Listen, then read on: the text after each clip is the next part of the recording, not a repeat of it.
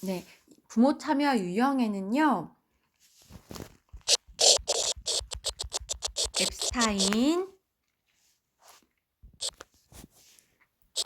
고든,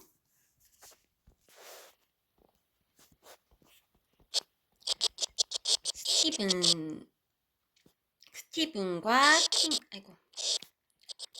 스티븐과 킹 이렇게 세 학자로 나뉠 수가 있어요.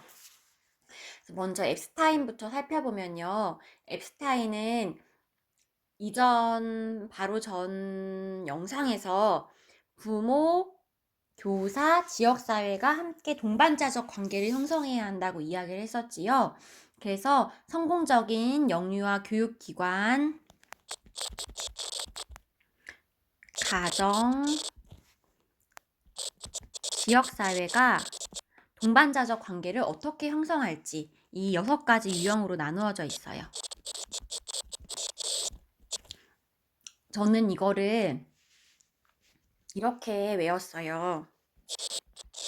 부모,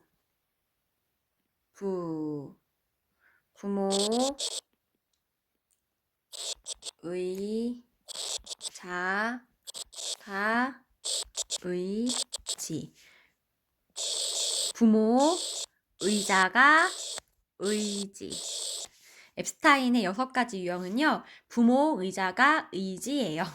의지된다는 라고 외웠거든요. 근데 부모는 부모 역할을 지원하는 거예요. 기관에서 가정에게 부모 역할을 어떻게 할 수 있을지 부모 역할 지원.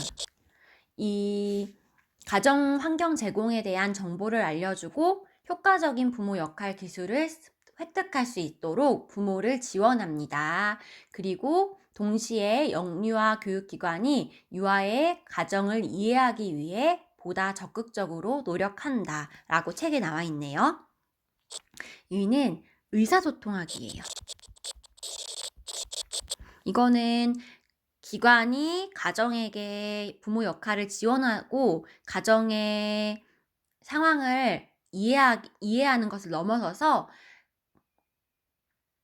가정에서도 유아교육기관에 효과적으로 의사소통하는 방안을 모색하는 거예요.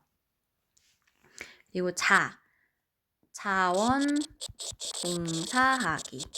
자원봉사하기는 영유아 교육기관에 유아들을 지원할 수 있는 자원봉사 집단을 조직하는, 직접 부모가 참여하여서 부모가 기관에 들어와서 활동을 하게 되는 것을 자원봉사하기라고 할 수 있어요. 가는 가정학습에 참여 또는 가정에서 학습하기가 들어가요. 이는 가정에서 다양하게 부모가 가르칠 수 있도록 가정에서 이루어지는 학습 활동을 비롯해서 다양한 활동, 숙제, 가정에서 해보는 활동들을 제공하여서 가정에서의 학습 활동을 지원하는 것이 가정에서 학습에 참여에 들어갑니다. 이는 의사결정하기. 이거는 영유아 교육기관의 의사결정 과정에 부모의 참여를 격려하고 부모가 지도자가 되어서 훈련되어지는 거예요. 지는 지역사회와 협력.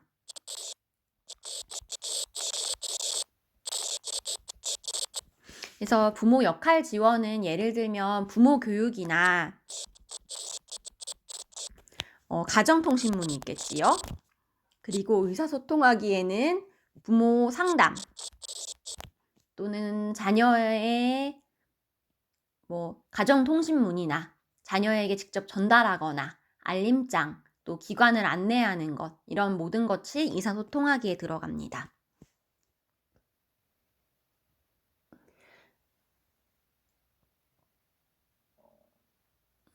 상담, 가정통신문,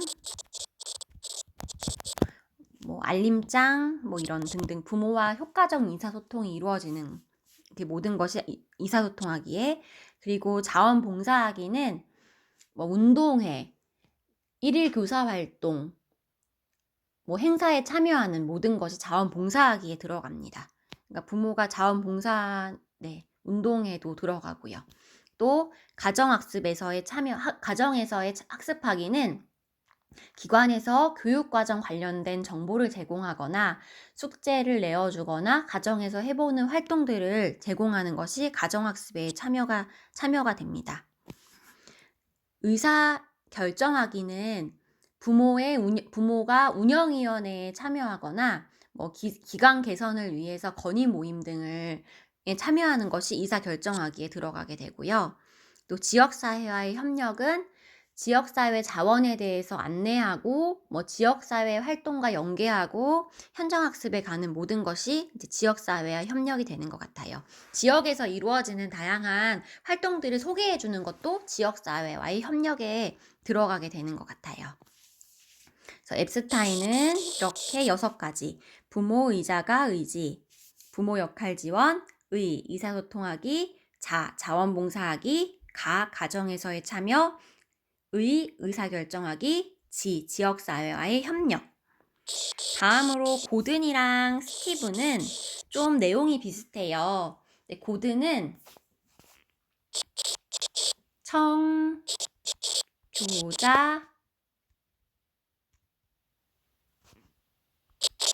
훈결정. 청교자 만두를 훈이가 결정했다고 해서 청교자 훈결정. 청은 청중자. 교는 자녀교육, 교육 담당. 그리고 자는 자원봉사. 훈은 훈련된 보조자. 결정은 의사결정자. 그래서 청중자는 다 먼저 하고서 스티븐과 킹도 하고서 이야기를 나눠볼까 봐요. 스티븐과 킹도 청교자 훈 대표. 여기서 고든은 청교자 훈 결정이라면 스티븐과 킹은 청교자 훈 대표. 마지막만 명칭만 조금 달라요. 그래서 청중자는 정보를 받아들이는 청중이 입장에서 최소한으로 참여하는 것이에요. 예를 들어서 교육 정보를 이제 받아들이는 입장으로 학부모 회의나 전화, 통신문 받기, 강연회, 워크숍, 수업 참관, 관찰, 강연회 등이 다 청중에 들어갑니다. 그리고 자녀 교육 담당자 또는 교사로서, 여기서는 교사로서의 역할이라고 하네요. 자녀 교육 담당자, 교사로서의 역할은 가정에서 자녀의 교사로서 참여하는 것, 가정에서 자녀의 학습을 보조하는 역할이 교사로서의 가정학습자로서의 역할을 한다고 합니다.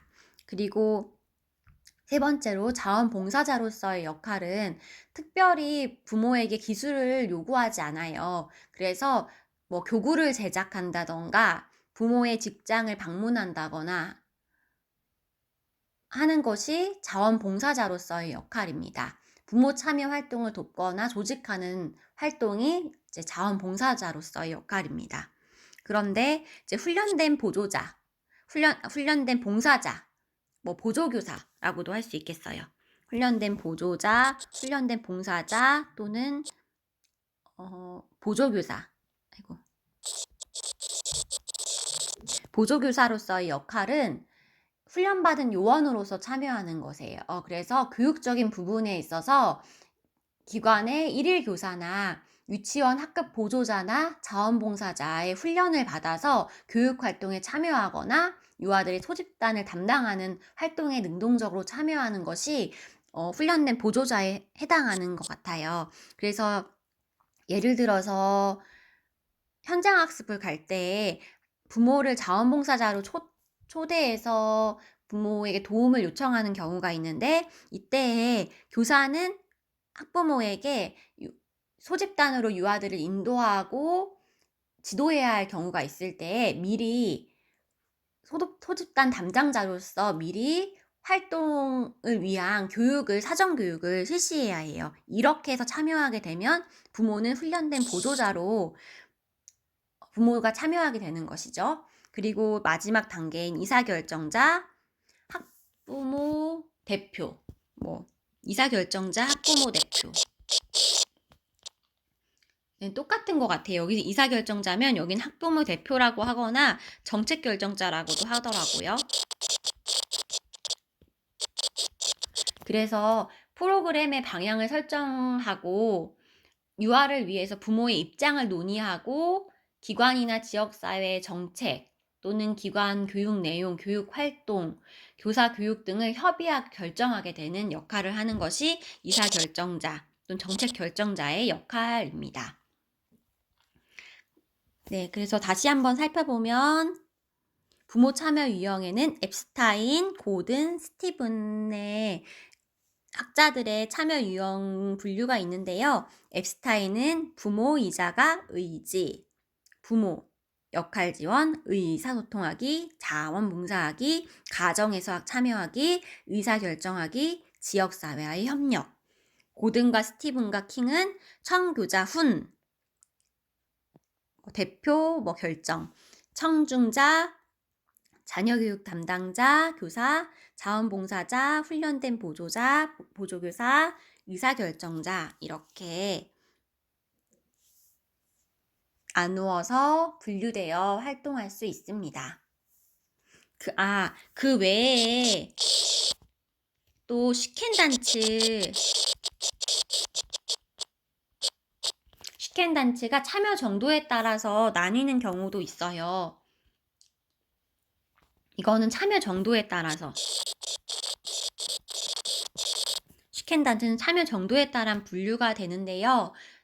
시켄단체는 가장 낮은 단계, 참여가 가장 적게 참여하는 것, 가정통신문을 전달받거나 부모회에 참여하는 것, 그리고 중간, 수업 참관, 자원봉사로 참여하는 것, 다음 세 번째 높은 단계는 교사로서 자원봉사, 또는 정책결정자. 이걸 보면은 시켄단체는 결국에는 청중자로서 또 교사나 가정에서의 교사 또 자원봉사자가 중간 단계, 그리고 훈련된 보조자와 학부모 대표로서 정책을 결정하는 역할인 높은 단계의 참여 정도에 따라서 시켄단체는 또 부모 참여 유형을 분류하기도 하였습니다.